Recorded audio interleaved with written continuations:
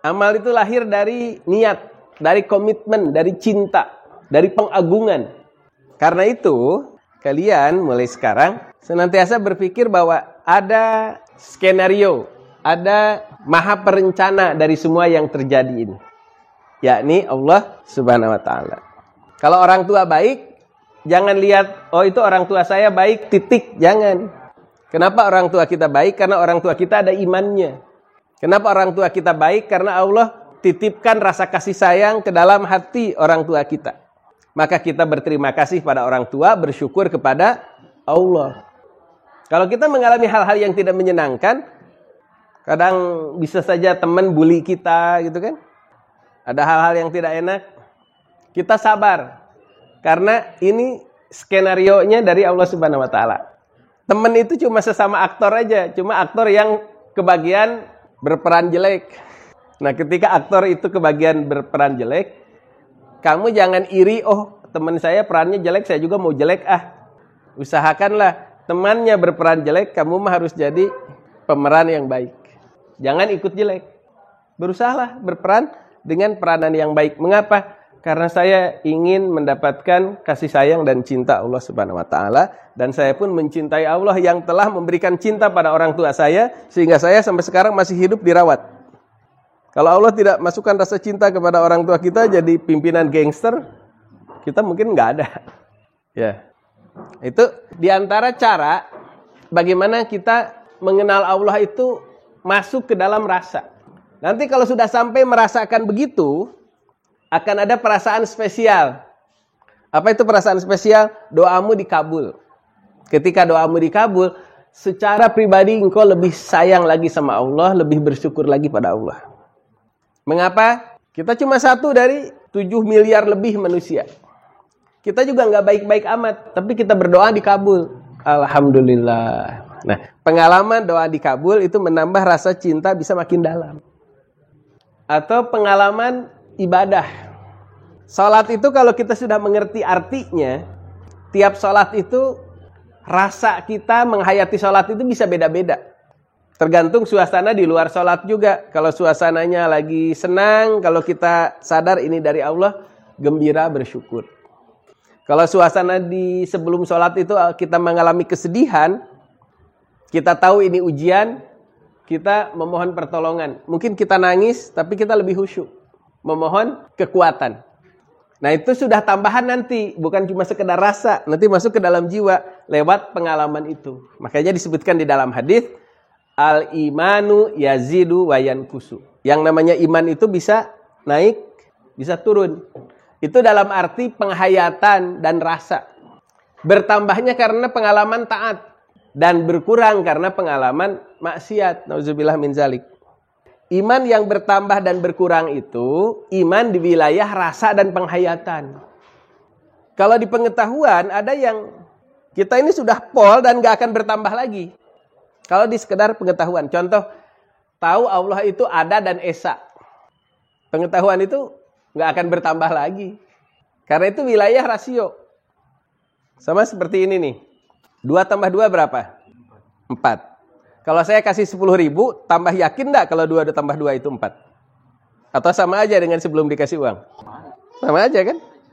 2 tambah 2 berapa? Kalau saya kasih 1 juta, tambah yakin atau jadi kurang yakin dengan 2 tambah 2 sama dengan 4? Saya kasih 1 juta nih, tambah yakin atau sama aja dengan tadi? Sama aja. 5 tambah 5 berapa? 10. Saya kasih 10 miliar, tambah yakin dengan 5 tambah 5 sama dengan 10? Enggak kan? Nah, itu di wilayah pengetahuan. Ada yang ya udah nggak akan bertambah lagi. Cuma itu wilayah akal, pengetahuan. Tapi kalau rasa beda. Keimanan kita kepada Allah bisa bertambah ketika rasa syukur kita bertambah karena penghayatan kita yang bertambah. Kalau Allah ada dan esa, kamu beriman atau kamu maksiat, tetap aja. Bahkan iblis pun tetap tahu Allah itu esa. Sekalipun dia menjadi gembong kekafiran sampai sekarang. Dia berdoa masih kepada Allah ketika minta ditangguhkan umurnya sampai hari kebangkitan. Secara pemikirannya nggak berkurang itu. Tapi secara perasaannya Karena dia dengki, dia iri kepada Nabi Adam alaihissalam, aba wastakbaro, dia jadi enggan. Ya, itu kan urusan rasa. Wastakbaro, merasa lebih besar. Wa kana minal kafirin, jadilah dia orang yang kafir. Jadilah iblis itu kafir karena tadi ada iri, ada dengki kepada Nabi Adam alaihissalam, akhirnya menolak kebijakan Allah Subhanahu wa taala. Nah, yang dikehendaki pada saya dan Ananda bukan sekedar pengetahuan. Kalau pengetahuan itu ya tahu Allah Esa, tahu Allah ada, sudah sempurna. Tapi yang harus ditambah itu perasaan. Yang harus ditambah itu penghayatan. Paham ya? Nah itu tiap orang bisa beda.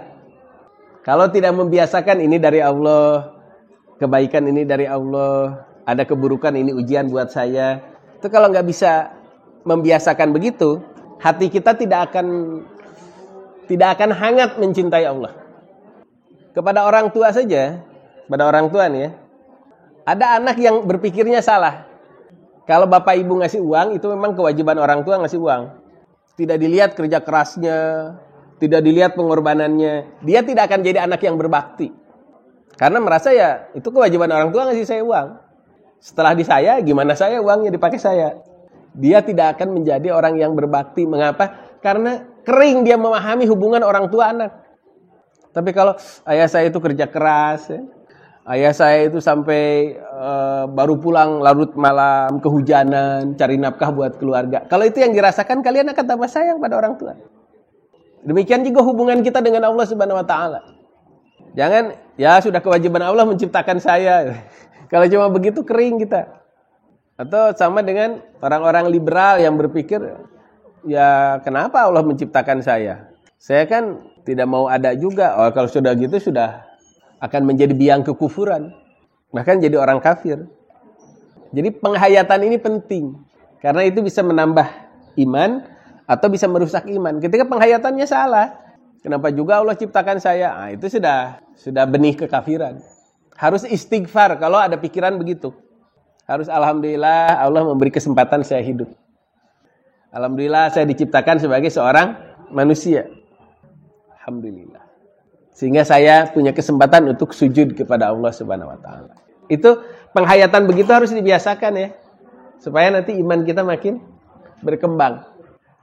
Masuk ke rasa, masuk ke jiwa, bukan cuma sekedar tahu. Ini saja yang bisa disampaikan, mudah-mudahan Ananda dengan memahami tadi cara-cara menghayati, mudah-mudahan kalian ingat mengamalkannya, sehingga walaupun sudah tidak di alam dunia ini masih dapat pahala. Karena kalian ingat, sampaikan, dan mengamalkannya. Sampaikan lagi sama anak-anak kalian. Sampaikan salam untuk anak-anak dan cucu kalian nanti. Ya, demikian mari kita sama-sama berdoa. Astagfirullahalazim, astagfirullahalazim, astagfirullahalazim. Ya Rabbana lakal hamdu kama yanbaghi li jalali wajhika wa azimi sultanik. Allahumma shalli ala sayyidina Muhammadin wa ala ali sayyidina Muhammad. Allahumma la sahla illa ma ja'altahu sahla. Ya Allah, tidak ada yang mudah kecuali yang Kau mudahkan. Mudahkan urusan kami, mudahkan urusan orang tua kami, mudahkan urusan anak-anak kami, saudara-saudara kami. Wa anta taj'alul hazna idza syi'ta sahla, dan Kau kuasa merubah kekhawatiran menjadi kemudahan. Kami semua punya kekhawatiran, orang tua kami punya kekhawatiran, saudara-saudari kami punya kekhawatiran. Ubah ya Allah kekhawatiran itu menjadi kemudahan. Innaka ala kulli syai'in qadir. Engkau Maha Kuasa atas segala sesuatu. Ya Allah, tumbuhkan dalam hati kami kecintaan kepadamu ya Allah. Kecintaan kepada orang tua kami ya Allah. Rasa syukur yang bertambah-tambah dalam hati kami kepadamu ya Allah.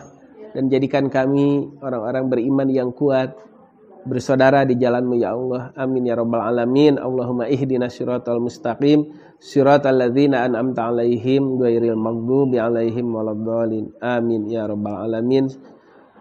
Subhana rabbika rabbil izzati amma yasifun, wa salamun alal mursalin, walhamdulillahi rabbil alamin. Wassalamualaikum warahmatullahi wabarakatuh.